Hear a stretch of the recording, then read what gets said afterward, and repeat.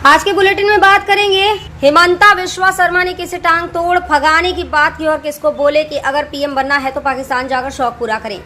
फिर हम जानेंगे ममता बनर्जी ने इंडिया गठबंधन को लेकर कौन सा बड़ा ऐलान किया है। फिर हम बात करेंगे अमेरिका के किस शख्स ने कहा कि विपक्ष में कोई ऐसा नेता नहीं है जो पीएम मोदी की सोच की बराबरी कर सके। साथ ही बात करेंगे किसने कहा कि अच्छी बात है कि नरेंद्र मोदी 600 पार नहीं कर रहे हैं। बुलेटिन के आखिरी में बात करेंगे स्वाति मालीवाल के मुद्दे पर क्या बोले अखिलेश यादव। लेकिन उन सबसे पहले तमाम खबरों को जानने के लिए हमारे चैनल को लाइक और सब्सक्राइब जरूर कर लें। तो चलिए एक नजर डालते हैं सुर्खियों पर। मध्य प्रदेश के मुख्यमंत्री मोहन यादव ने किया ऐलान, बोले अब मथुरा में भगवान श्री कृष्ण मुस्कुराएंगे। मुंबई में लोगों की उमड़ी भीड़, प्रधानमंत्री नरेंद्र मोदी ने किया रोड शो, एकनाथ शिंदे और देवेंद्र फडणवीस भी रहे मौजूद। अखिलेश यादव बोले 400 सीटें तो बहुत दूर, 140 सीटों के लिए भी तरसेगी भाजपा। मुंबई उत्तर लोकसभा सीट पर भाजपा ने मौजूदा सांसद गोपाल शेट्टी की जगह पीयूष गोयल को दिए, पहली बार चुनाव लड़ रहे हैं पीयूष गोयल।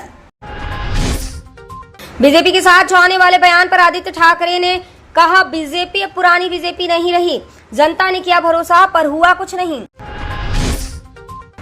स्वाति संघ विवाद के बाद भी विभो केजरीवाल संग नजर आए, भाजपा बोले स्पष्ट है कि महिला सांसद पर हमले के पीछे केजरीवाल थे।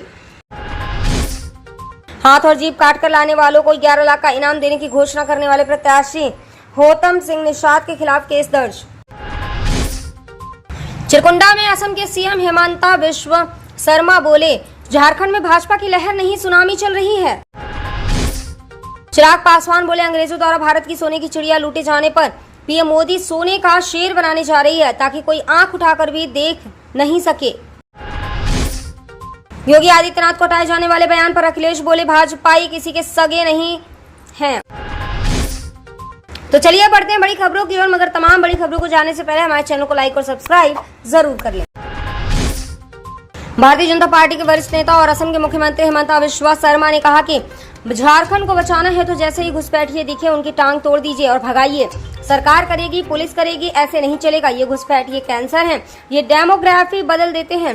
इसलिए पब्लिक देखे तो पब्लिक टांग तोड़े, पुलिस देखे तो पुलिस तोड़े।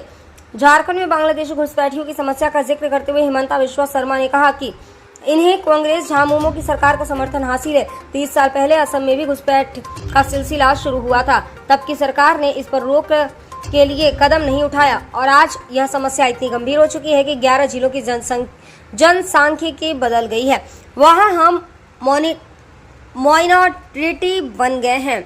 अगर यहाँ भी इस पर रोक नहीं लगाई गई है तो पूरे झारखंड की यही स्थिति होगी।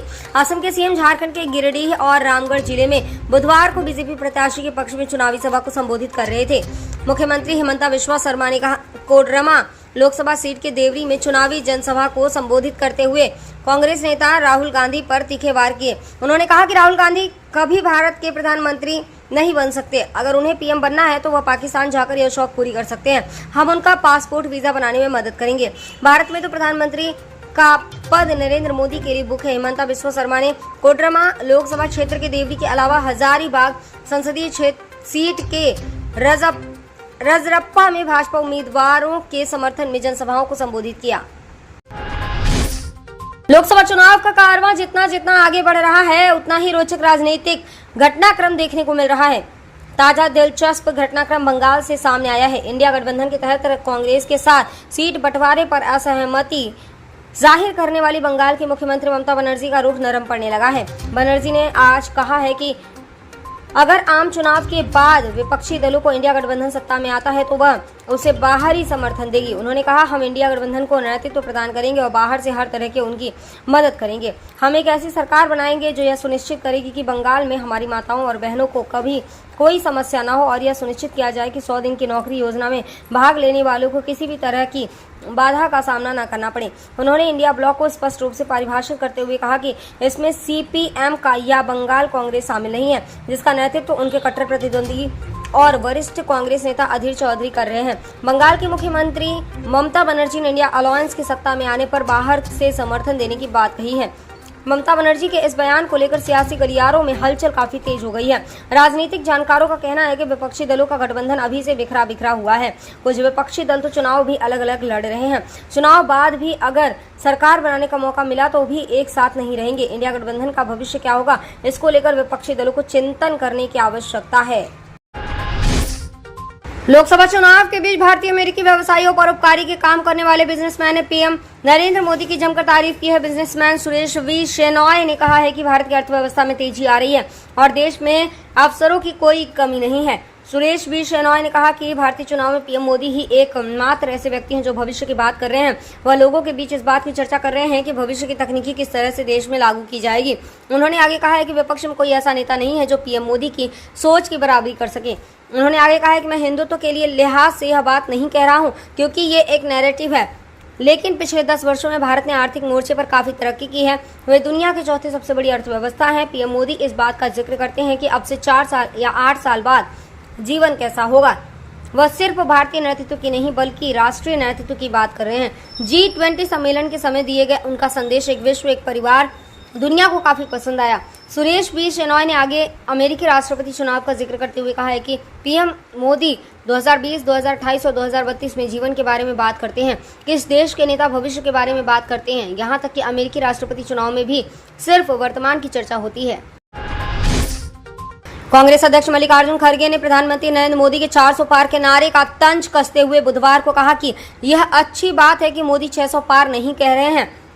कांग्रेस अध्यक्ष ने रायबरेली लोकसभा क्षेत्र स्थित हरचंदपुर के सराय उमर में एक चुनावी रैली में प्रधानमंत्री नरेंद्र मोदी की आलोचना करते हुए दावा किया है कि जून के पहले सप्ताह में मोदी सरकार को अलविदा कहने के बाद विपक्षी गठबंधन India national development inclusive alliance की सरकार सत्ता में आएगी। खड़गे ने इस लोकसभा चुनाव में 400 से ज्यादा सीटें जीतने के से संबंधित प्रधानमंत्री मोदी के 400 पार के नारे पर तंज भरे अंदाज में कहा है, अच्छा है कि मोदी 600 पार नहीं कह रहे हैं क्योंकि लोकसभा में सीटों की संख्या 543 ही है। उन्होंने आरोप लगाया है कि मोदी सरकार गरीबों से कट गई है और मुट्ठी भर उद्योगपतियों के हित के लिए काम कर रही है।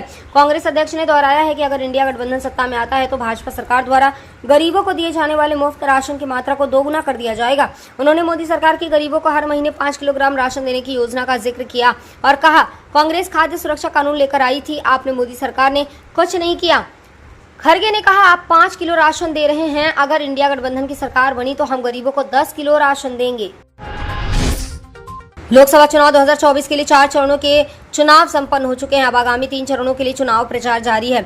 इस बीच दिल्ली के मुख्यमंत्री अरविंद केजरीवाल गुरुवार को लखनऊ पहुंचे हैं और सपा अध्यक्ष अखिलेश यादव के साथ प्रेस कॉन्फ्रेंस की है। यहां केजरीवाल से आम आदमी पार्टी में सांसद स्वाति मालीवाल से जुड़े विवाद के मुद्दे पर भी सवाल पूछा गया, लेकिन केजरीवाल ने इस मुद्दे पर चुप्पी साध ली। इसके बाद समाजवादी पार्टी के अध्यक्ष अखिलेश यादव ने कहा कि देश में स्वाति मालीवाल से भी बड़े मुद्दे हैं। प्रेस कॉन्फ्रेंस में स्वाति मालीवाल से जुड़े मुद्दे के सामने आने के बाद आम आदमी पार्टी के सांसद संजय सिंह भी बचाव की मुद्रा में दिखे।